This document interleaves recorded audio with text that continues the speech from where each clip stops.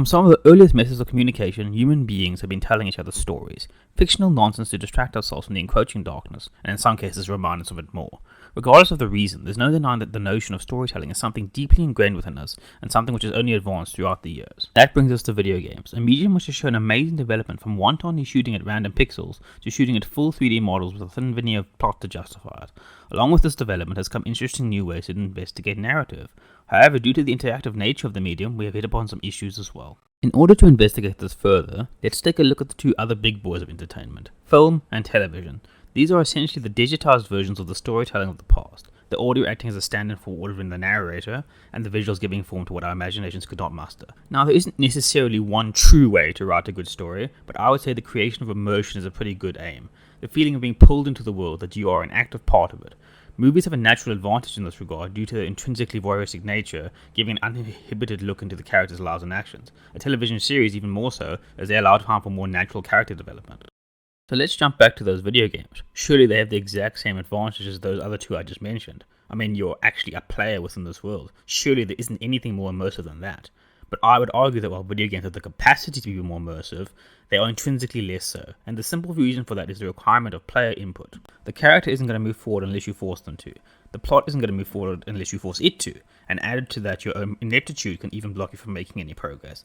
So from the get-go, there's a feeling of being a kind of coordinator, rather than a participant in a narrative. To be fair, there's always a need for a bit of input, be it in film, game, television, or even literature, so there's always a bit of a disengagement factor, but gaming has the additional problem of usually needing a tutorial to explain the controls and game mechanics. Technological developments and the homogenization of controls have gone some way to alleviating this, but it does still remain a bit of a problem. So what is the best way around this? Well, traditionally gaming has gone for being more explosive and impactful with the way it does things. While a film or series has been able to focus on a protagonist who's a bit of a loser, people don't genuinely want to play that. So historically games have countered with challenging gameplay, puzzle elements, or just straight up fun. But ever since the success of games with complex storylines, there has been a drive to shove plots into every game, even in cases where it really isn't that necessary. And this is where the problems start to come in. While the Mary Sue treatment is something used very, very often in all forms of media, gaming tends to take it to an almost fascistic level. Now let's take a bit of a step back, because I know what things tend to come to mind when the word fascism is bandied about. Yes, fascism is a system where an authoritarian government has rolled all means of production under a state control with the aim of controlling all facets of society, but I'm obviously not referring to that. I'm referring to the thought process or ideology which underpins this system. The ideology is the chosen one, or the chosen people. That there was a select group of people who are intrinsically greater than anyone else, and that group has been naturally ordained by some supernatural power to be the rulers of our society. They are just naturally smarter, they are naturally stronger, they're just naturally the bestest ever. All because of some arbitrary reason that we just came up with, and because of that they're deserving of the ownership of all society. And this is the pitfall game characters often fall into. So no, I'm not saying that all these characters are goose-stepping around with the goal of creating Lebensraum. I'm referring to the fact that your protagonist is more often than not the chosen one, sent down to vanquish all evil from the earth, and all the other characters seem to be able to just smell this off of them. NPCs are entirely incapable of carrying out basic tasks, even those which would be covered in their job description, and will always randomly assume that this stranger will be better than them in every single regard. Not only that, you can also just pitch up to long-standing movements and factions and will almost instantaneously be rewarded with favour and high positions within these organisations. This narrative is a feature of many games: your chosen Dragonborn in Skyrim, your Warriors of Light in the original Final Fantasies, Nathan Drake's ability to destroy the entire Russian army single-handedly, but possibly the worst offender is The Legend of Zelda. With a few exceptions, the plot of The Legend of Zelda is that the chosen warrior Link will come to defeat the super evil Ganon to save and bring back to the throne Princess Zelda, and will cause much huzzahing. Now, this isn't something necessarily unique to gaming. The hero's journey is something used in many different stories across many different medias, and likewise, it isn't necessarily a bad thing, as many interesting things can be done with this platform as well. The difference here is that while other media forms have attempted new ways to investigate narrative, video games have generally been happy to sit in this little bubble. One could argue that it's the youngest of the media, but in almost 50 years of what is considered the game industry, almost every other facet of gaming has shown exponential growth, while this one is still pretty far behind. You could also argue that it doesn't really matter, and that's a fair enough argument. There are games that are just pure fun for the sake of being fun. But to put it simply, we're sitting with a platform capable of some of the most unique and esoteric forms of storytelling, so why not talk about that? So given my earlier complaints about a certain green-hatted little Hitler, let's take a look at a group of people who aren't considered the golden children of the gods. Already there, we are hitting on an important distinction. Instead of fixating on an Ubermensch, we are looking at a party of people who need to work together and make use of each other's abilities to overcome obstacles, each person with a specific role to assist the team.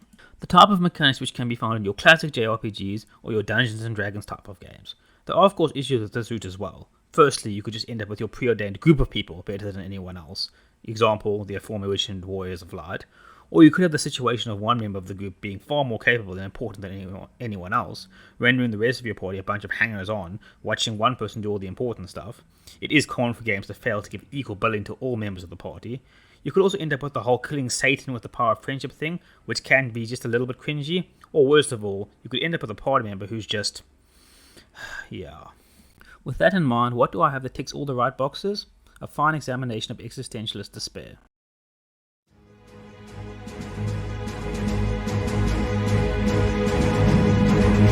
Final Fantasy VI is a masterpiece of video gaming, as well as a landmark within the series, introducing rudimentary 3D for the future of the series to work off of, cutscenes within battles, further developed the ATB system, a feature of the games in their golden era. It laid the groundwork for the limit break system, which became a series staple. It even featured a prototype materia system, a beloved feature of Final Fantasy VII. All of this was topped off with one of the gaming's best soundtracks, a cast of endearing characters, and most importantly for our purposes, a very striking narrative.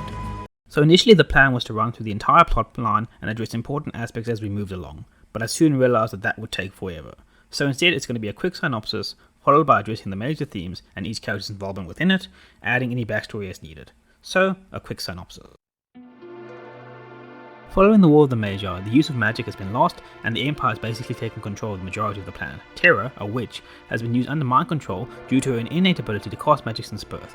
She soon breaks out of this control and joins up with the Returners, a resistance group against the Empire's rule, after being assisted in her escape by Locke and Edgar. Hoping to use her powers to defeat them, they return to Nash in an attempt to communicate with the Frozen Esper, which freed her from the Empire in the first place.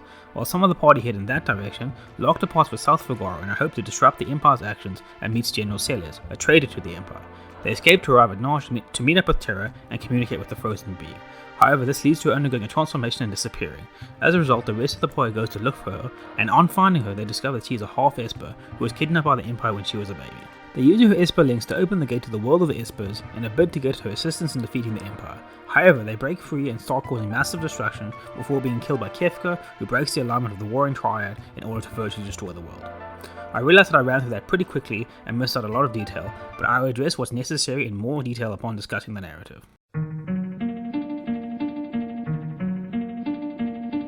From the synopsis I just gave, it sounds like a pretty standard fair fantasy plot, and the initial stages pretty much abide by that. We are treated to the cinematic style intro that Final Fantasy games have become famous for, and can clearly see Terra standing out as an individual amongst the other characters. And this is even further reinforced when she is shown to have some kind of connection with a mystical being. Continuing along with this thread, we have Locke acting as her guardian and an escort to take her to Edgar, and then Bannon, as the secret weapon to defeat the Empire and save the Resistance. Even upon arriving at the Returners, her status is unquestioned, and all are in agreement that she's the only one that can save the day, and all efforts are made to ensure that she's taken to where she needs to be. And when she disappears, it's all hands on deck, because we wouldn't be able to do anything without her. So for a considerable chunk of the game, we have the whole thing of Terra being the chosen one, the savior, pretty much the whole thing I railed against at the start of the video. But then we hit upon a massive turning point, the World of Ruin event. Following this event, about halfway through the game, Terra is nowhere to be found. You don't have to see her again, she could even have died for all you know. She's not needed to complete the story, and even if you do find her, you can just leave her there and continue on your way. I would then argue that we cannot call Terra our protagonist, since surely the protagonist should be someone seeing the plot out to its conclusion, or at least having a major impact in the ending of the plot. So who else can we choose from? Locke? I mean, he is a prominent feature of the plot from early on. He's a protector of Terra, he has a focal relationship with another character from the game.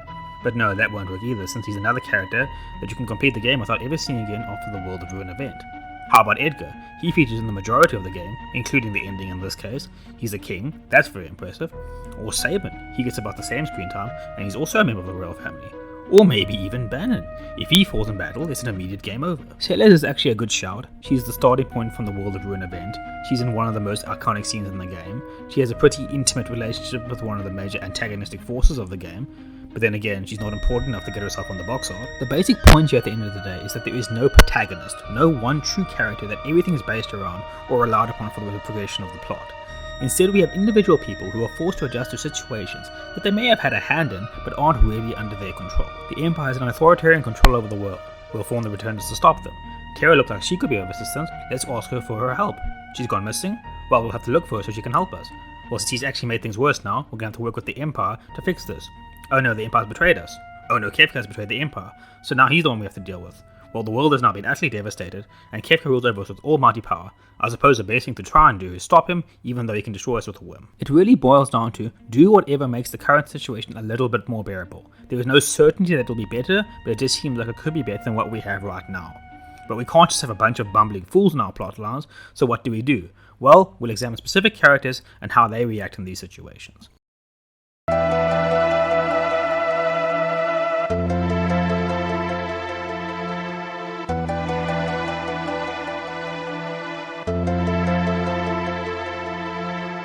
Chosen in retrospect to be the face of the installment, along with Celes, Terra is probably the most relatable character in the game.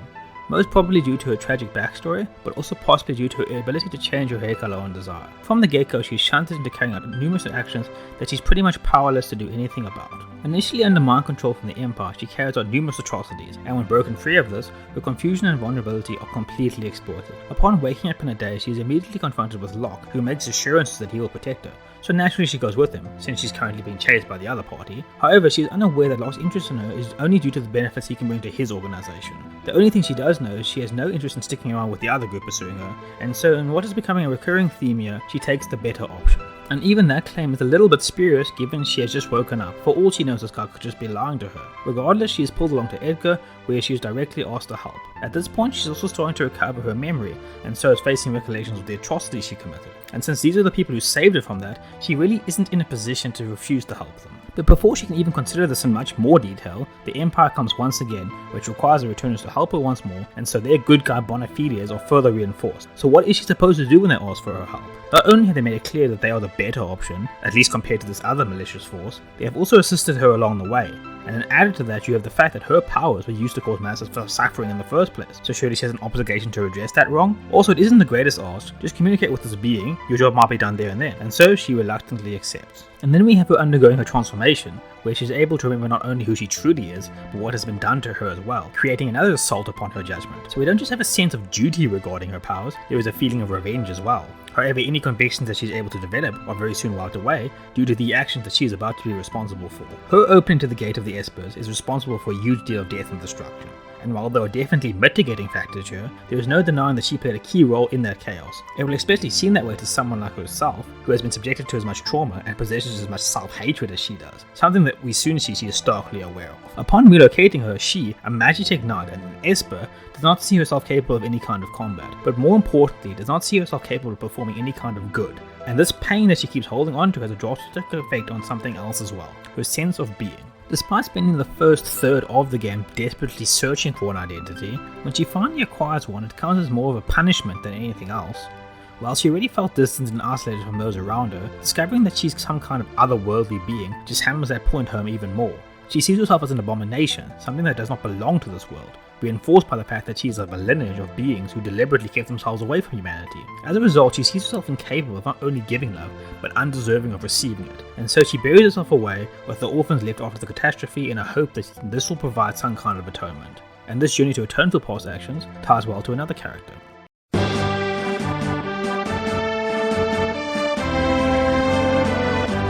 Initially, Locke comes across as a kind of overly confident, smug wisecracker of the team, and for the most part he is. His first scene is him cockily waving away accusations of being a thief, but he's generally one of the more optimistic, steadfast members of the team, ready to tackle danger head on, and even in heavy peril has a sheer cockiness to everything he does. However, later revelations give us a bit of more of a sinister hue. Upon discovering there's a character in his past, Rachel, we see that not only the character that he presents as a facade, but his claims of merely treasure hunting as well. The revelation that someone is in a dead, not quite dead limbo because of him kind of removes the vibes from being an Indiana Jones-esque treasure hunter, or even that of a rascally thief.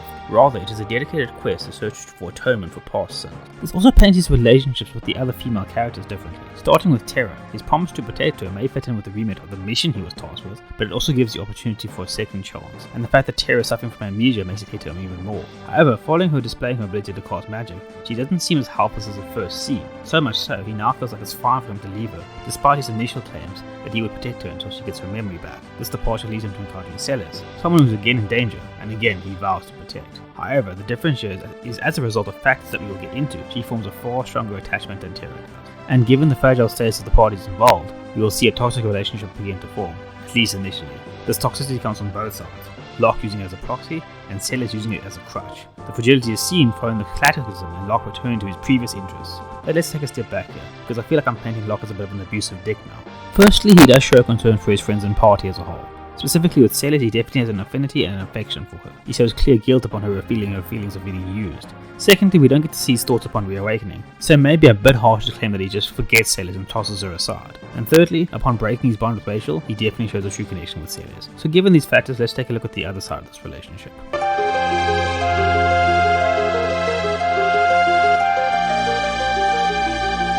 Both Celes and Terra are very strongly linked by their associations with the Empire. However, while Terra's identity is completely stripped by it, Celes is defined by it, despite being imprisoned and tortured by it, despite them branding her as a traitor, and despite her actively working with the groups opposed to them, she still holds great stock in being a general of the Empire. Even though she has ever-growing doubts and issues with its actions, it is still a source of great pride, even in the face of its fiercest antagonists.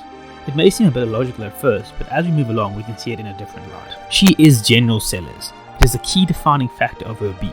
It is how she relates to others and how others relate to her. Actions carried out as a general come to define her personality. So vaunted is her position, it is still how she is referred to despite her betrayal. This, however, places her in a very dangerous position as we move on. Having tied her sense of self to this position within the Empire, as she begins to lose faith in it and pulls herself away, she begins to degrade her own identity. Increasingly, she feels that if she wants to keep this association with them, she will have to tie herself to all the crimes it commits. But what alternatives does she have should she choose to break away?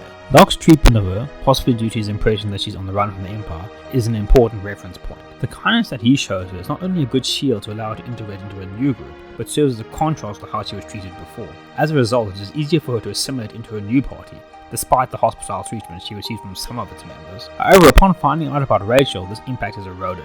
Discovery of the situation creates a schism with the returners and leads her to thinking back to her Empire association. The schism is so large that she is unable to decide what side to take, even when the one is being pretty clearly evil. And with the World of Ruin event severing the connection completely, she retreats back to what she knows best. However, we will soon see how precarious this is when Sid too disappears from her life. With no reference point or touchstone to relate herself to, she will attempt to take her own life. And then only the faint idea that Locke might still be alive will give her something to keep going. And since we have spoken about Celes, there is something else we have to discuss as well.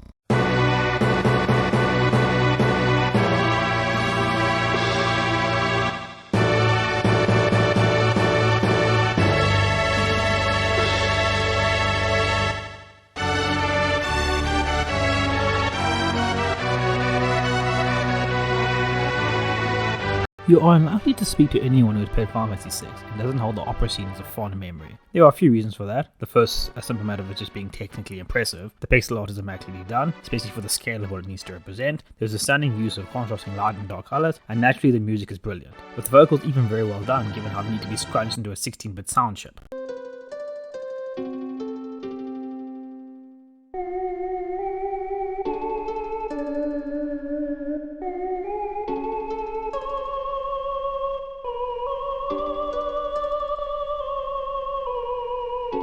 It is also just something pretty unique and innovative. Even to this day, it is very rare to find a game which has made use of an opera as a focal plot point, and then there's even the added fact of it being interactive. As someone who only played the game for the first time in 2020, it's still technically impressive, but I'm sure there's a fair number of places to go for the discussion of Square Enix's litany of impressive technical moments. Let's get to talking about the importance of the scene from a narrative aspect, starting with the character front and center. So if we take a look at this aria, and in the soundtrack it is called Aria di Mezzo Karate, so I will potentially call it an aria, we are told of a character named Draco. Having gone off to fight the opposing kingdom, he has gone missing, and our heroine is now stuck forced into marriage with the opposing ruler. She is now stuck in the state of virtual imprisonment, trapped into deciding whether to continue holding on for something which is becoming increasingly impossible, or if she should just accept the change and move on to confronting what lies before her. And this relation to Celes is probably pretty clear. The Empire, or her idealized view of the Empire, is her Draco. A view which has been crushed and taken away from her. She wants to stay attached to it, for it to represent strength, justice, and virtue, for her rank as general to represent pride and virtue. But she increasingly sees that there's something she cannot cling to and that she must move on, even though she still can't instill a great amount of trust into the alternative either. And so, as already discussed, she will fall back to her old preoccupations when pressed. But this message also applies to the people of the world writ large. They all seem to be clinging onto something, whether it's something from their past that keeps dragging them back, or something in the here and now which prevents them from moving forward, and they seem to be unwilling to confront this matter.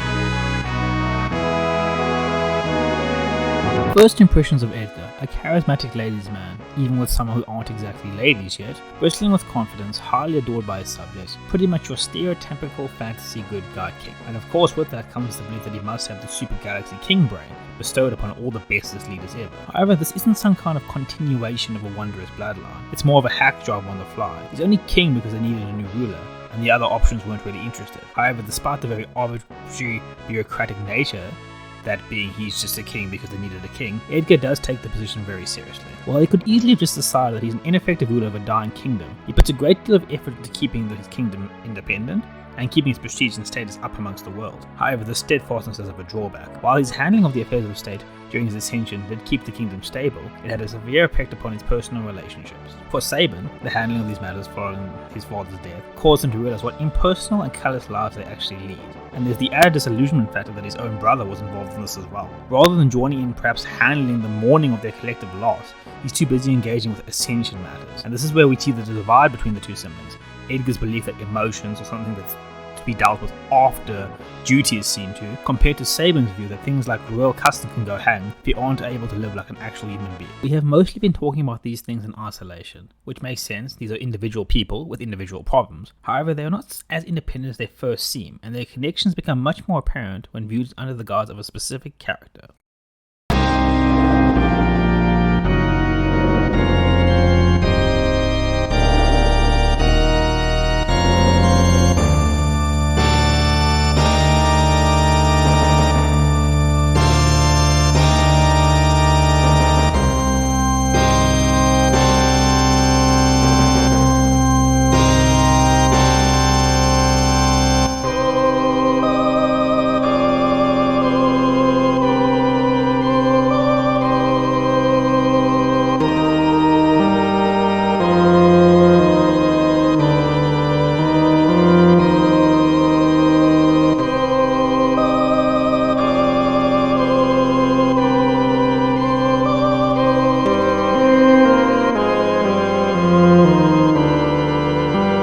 Edgar comes across as quite an anomaly, and there doesn't seem to be any kind of justification for anything he does. While the things he does do seem to make sense from in context, it is a context only created by the things he has done. So while they tend to work out in his favour, again, he has created the context, and so the decider of success is an arbitrary one created under his criteria. But from a purely systematic point of view, there doesn't seem to be much of a reason for what he does. You could argue that in the technical, immersive breaking sense that he serves as a good foil to the more mustache-twirling evil Emperor Gestalt, a much less interesting character, but importantly there's no real indication of an ideology or morality to the actions that he carries out. You could argue there's a more utilitarian one, in that if you need something done, he'll do it in the most efficient way possible. He really doesn't faff about. If he wants to end the Hughes and Doma, he'll just poison everyone. The Espers are being a nuisance, he'll just kill them all. The Emperor's in his way now?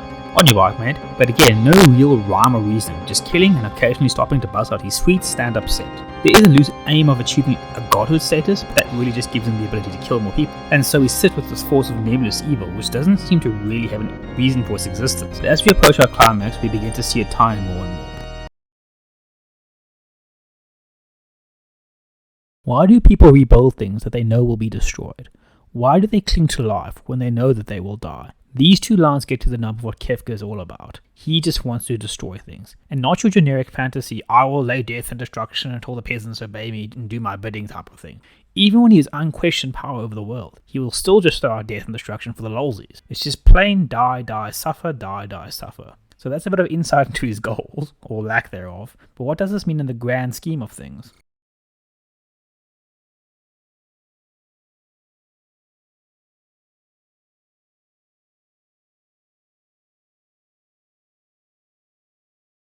Mono no Aware, or the pathos of things, It's a Japanese school of thought based around the impermanence of existence. Everything that exists is temporal and will make a transition to something else, regardless of the input of humanity. That is the first factor, the need to come to accept that all existence is impermanent. Once you've come to terms with the fact that this transition is something you have no control over, you can move on to the second part, which is the development of admiration or appreciation for this phenomenon. There is some intrinsic beauty with this non-stop cycle that will continue on regardless. Kafka is a kind of psychopathic personification of this, his random acts of violence being a constant instigator of change. And if we're to take a step back and ignore the ethics of the vector, a massive change does seem very much needed. You can start by just taking a look at the pretty farcical name given to the world in which they live, the world of balance. What kind of balance are we seeing here? Kingdoms in a constant state of conflict, while propping up a tired and known destructive hierarchy of masters and servants. And we are left with the opposition to the status quo being the return. What assurances can you get from an organisation who has one of the major members being a king involved in said hierarchical structures?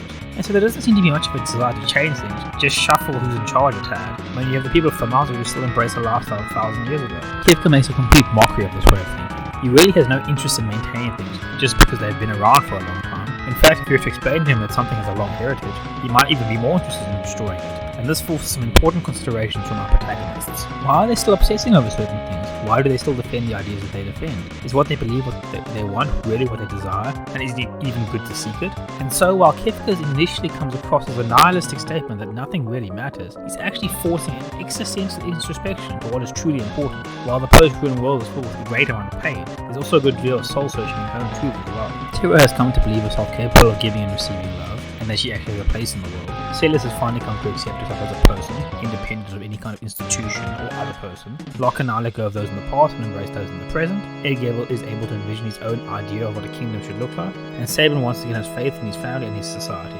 Overall, they have come to a reason for existing rather than just being, and this is important since there is nowhere to actually return to the world that was once there before. The world of ruin and the events happening following it poses the survivors with the consideration of just what they were existing for. It forced them to ponder whether they were actually living with meaning rather than merely just existing. It also actively prevents any attempt at rebuilding the world of old. During his tyrannical reign, Kafka reigns destruction over any town doing something he feels to be unacceptable. After his defeated, the world does not revert to how it was. It is still broken. Many of the old towns are gone, the lands are completely separated, many people who once were have died. Those remaining are left with very little choice of what to do. They take the natural course of humanity and look to rebuild a new world, but it is not possible to return to the world that they lived in before. They have been directly led to accept a transition towards a newer world. And this hints at a deeper issue within ourselves. Throughout the events of Final Fantasy VI, people have come to accept the situation that they live in. On the whole, those living in the world of balance pretty much accept the rule of the Emperor, save for the returners, even if they aren't happy about it. The town of Themyscira still lives with the ideologies of before the war, and following the cataclysm, they generally just accept that this is the life they have to live now. There's even a portion of the survivors that have formed a cult towards Kafka and his power. So what are we seeing here? A reluctance to change the current life situation, and yet in the space of the game's narrative, we see two different worlds and are told of a third before them. Despite their intransigence, the people of this world have experienced at least two different realms in their lifetime, and while one is clearly far worse than the other, they toil in existence within both of them. Again, they called the world originally the world of balance, implying that this is some kind of ideal world. And yet this was not clearly the way the world always was. There was a massive war which succeeded an entirely different way of living, and you would imagine that at that time they believed themselves to also be in a state of balance as well. And how precarious is this current balance that the adjustments of some statues completely devastated the order of the entire world? So despite a hesitance to change, humanity is clearly more than capable to do so. It has been a regular feature of our history, and that the feeblest, sometimes most toxic systems are defended and maintained until a transition is forced upon us.